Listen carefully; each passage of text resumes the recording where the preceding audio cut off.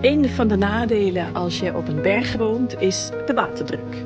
Die was hier ongeveer 1,5 bar en dat wisselde soms ook nog. We zijn het laatste huis aan de waterlijn, dus het is echt miserabel. Maar daarom moesten wij een speciale waterpomp installeren, zodat de waterdruk omhoog gaat. En dat is afgelopen week gebeurd. Yes! Eindelijk kunnen we fatsoenlijk douchen en haren wassen. En ik heb een kraantje hier op het terras laten maken.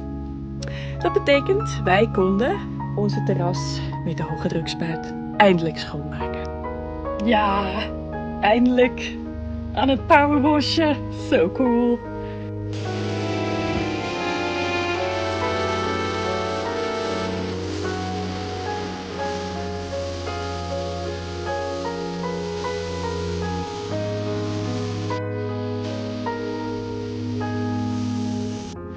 Hier zie je het verschil. Dit is hoe het was. Allemaal donkergrijs, bijna zwart. En dit is hoe het nu is. Het kan nog steeds beter. Het is nog steeds een beetje grijzig af en toe. Dus we gaan later nog een keer overheen. Ook de muurtjes zijn helemaal weer mooi licht. Nou, ik vind het echt geweldig. Het ziet er zo mediterraan uit. Echt super.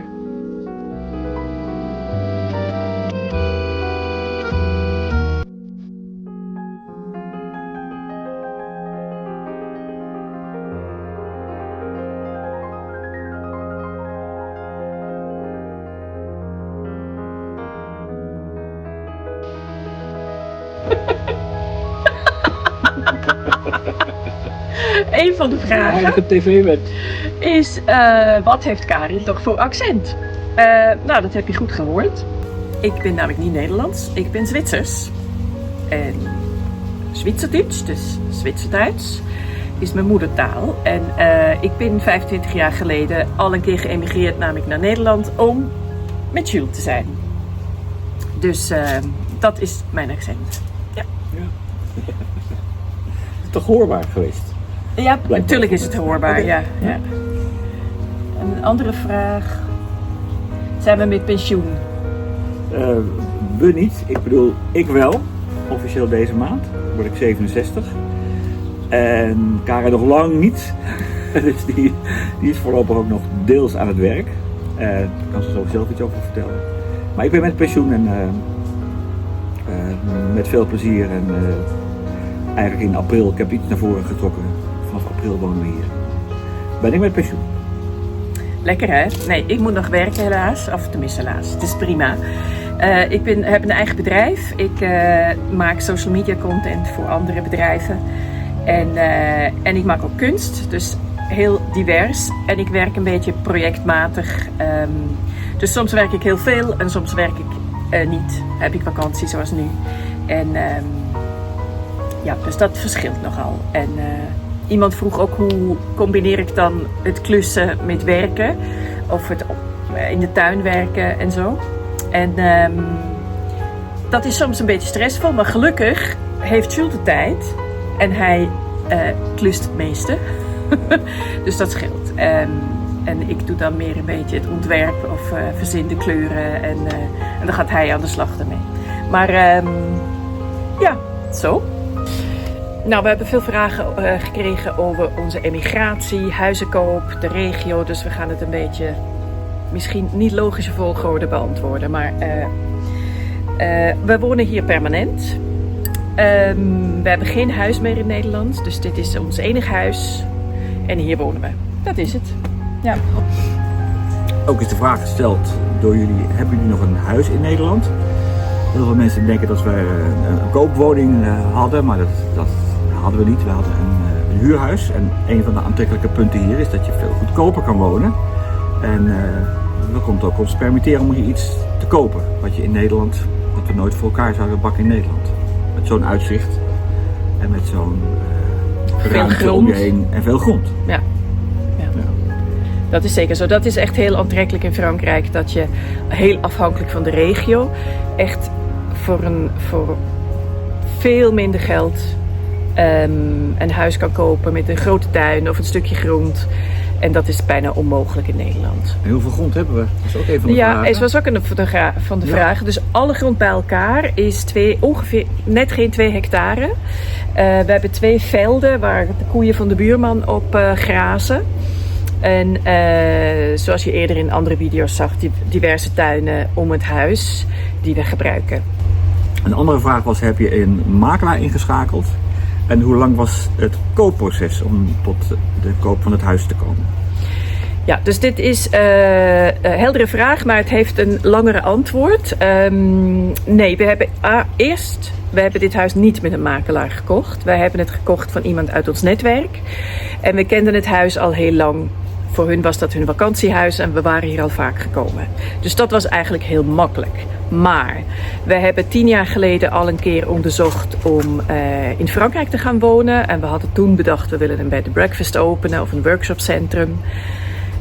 En hebben toen, 10 jaar geleden, heel veel huizen bezichtigd met makelaars. En heel veel onderzoek gedaan naar waar we willen wonen. En wat moet dat huis dan allemaal hebben zodat wij het leuk vinden. Ja. Is daar nog iets aan toe te voegen? Dat was 10 jaar geleden. Kinderen gingen toen net nog niet naar de middelbare school. Ja. We hebben heel veel gekeken, wat Karin zei, bezichtigd, maar we hebben ook heel veel gerekend.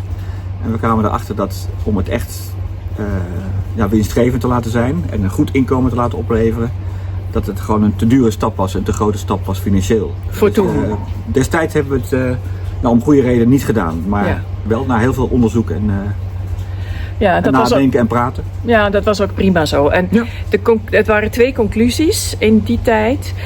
We wisten of we moesten het toen doen, toen de kinderen nog niet in de middelbare school waren, of 10 jaar later als ze uit huis zijn, zoals nu.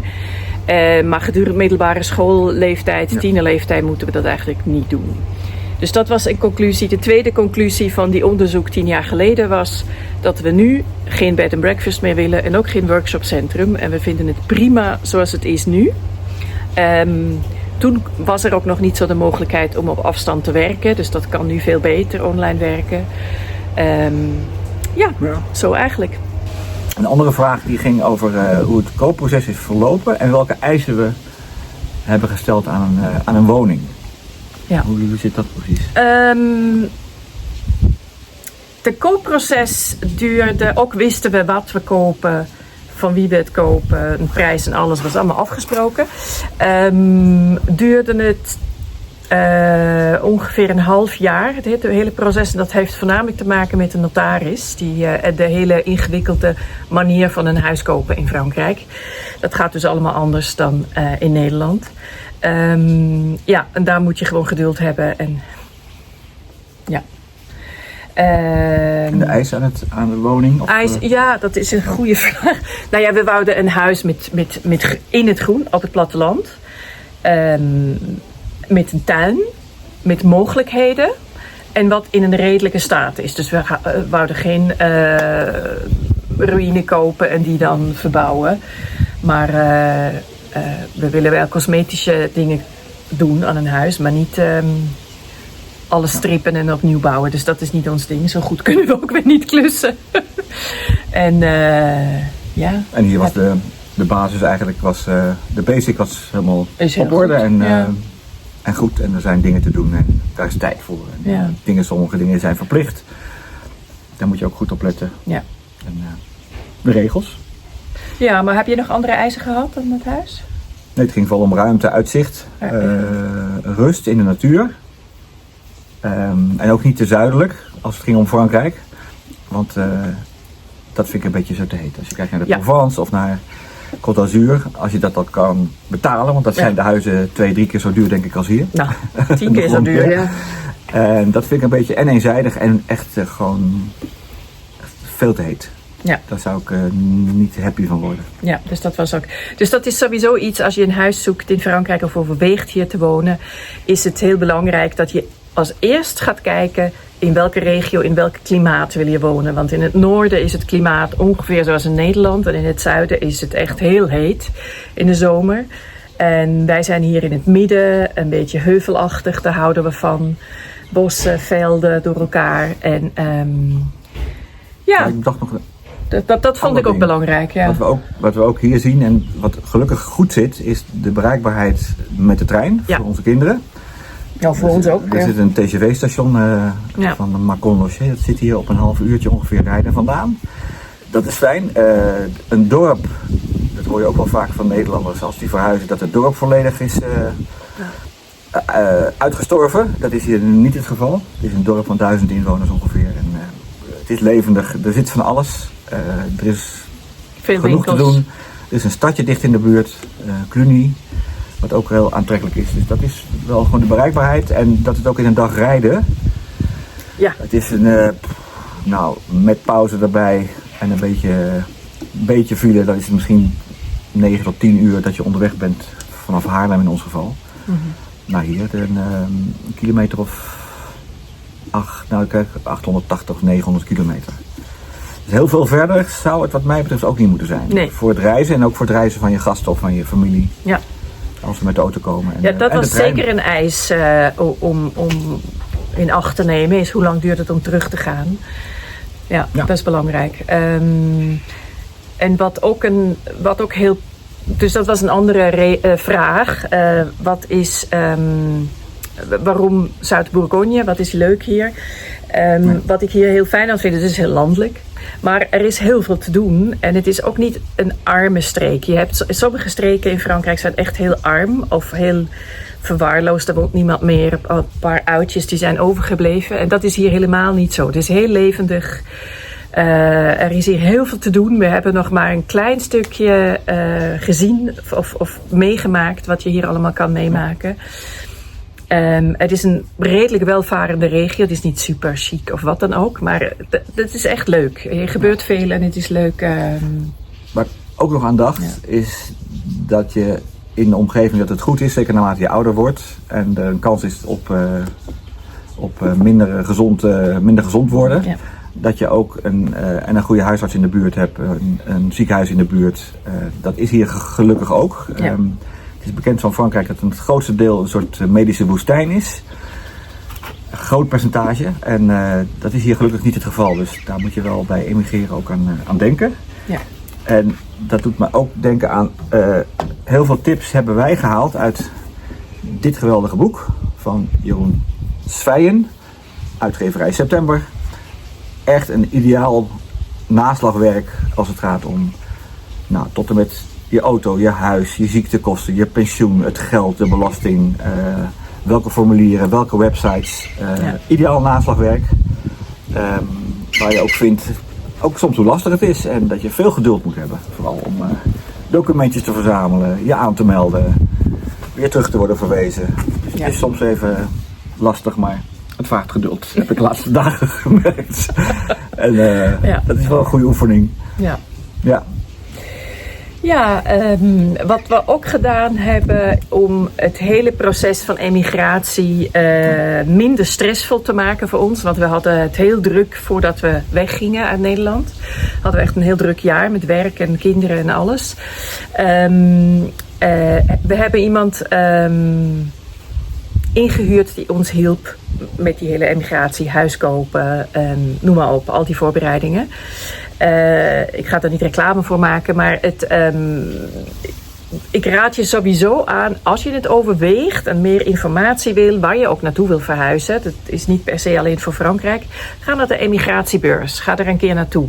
Je krijgt daar heel veel info, heel veel input, soms ook heel veel gratis advies. Ja. Echt de moeite waard. Elk jaar in februari, maart in ergens in het midden van het land. Utrecht en emigratiebeurs. Dat is zeker een aanrader om je in ieder geval het beeld te vormen en te oriënteren. En daar krijg je heel veel hulp. En veel landen willen mensen en helpen je om het proces makkelijker te maken. Dus dat is echt fijn. Wat we ook natuurlijk gevraagd worden is, hoe duur was het huis? Je hebt daar bijzonder weinig aan als we daar iets over zeggen. Want ieder huis in Frankrijk is op een andere manier berekend in wat het kost. Het is ook niet te vergelijken met een ander huis, want ieder huis is uniek. Maar je kan hier in de regio van Zuid-Bourgogne... hier kan je huizen van deze omvang vinden tussen de 160 en 300.000. Afhankelijk van de staat die ze zijn, van hoeveel land er is, hoeveel vierkante meter, Energielabel, woonruimte, dat soort dingen. label. Ja. Maar ook hoeveel badkamers heeft het. Of, nou ja, Zwembad, ja, nee. en zwembad, ja, nee. Nou, noem maar op. Dus het is echt ieder huis is anders. En het is ook soms een beetje wat de gekken voor wil betalen. Het is niet zo'n competitieve markt als in Nederland natuurlijk. Het gaat allemaal veel langzamer.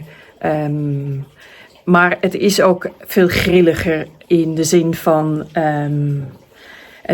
het hele makelaarssysteem is heel anders ingericht hier. Dus je hebt niet een verkoop-aankoopmakelaar, maar je hebt gewoon...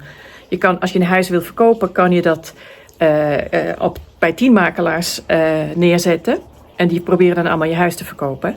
Daar betaal je flink voor als de koop gedaan is. Als koper betaal je er flink voor de makelaar. Maar het is niet een heel overzichtelijk systeem. Laten we het daarop houden. Oké, tot zover dan onze antwoorden op de veelgestelde vragen. Als er toch nog nieuwe vragen bij je opkomen, dan aarzel niet ze te stellen in de comments. Hartstikke leuk, sowieso leuk als je kijkt, sowieso leuk als je je abonneert, als je dat nog niet hebt gedaan. Kijk, ik kan het ook. Dat is heel belangrijk. Ja, het algoritme. Dat is goed voor de zichtbaarheid en we hopen dat we de antwoorden een beetje goed hebben zo opgesomd voor jullie. En hoop dat je volgende keer weer kijkt. Ja. Dankjewel. Bye bye. Doei.